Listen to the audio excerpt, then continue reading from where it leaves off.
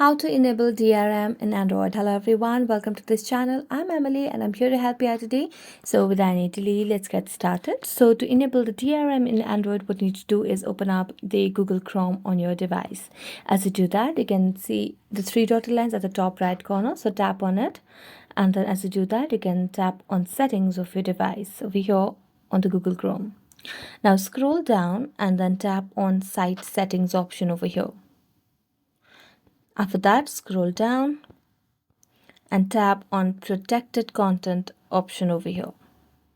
So here you have three options right now: allowed, ask first, and blocked. So when you allow it, which is in the current scenario the case, it allows sites to play the protected content and it will not ask you because you have already given the permissions, right?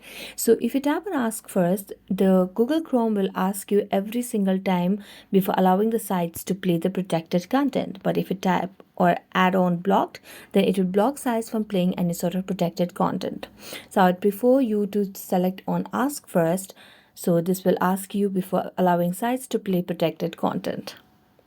So thank you so much for watching this video. See you next time.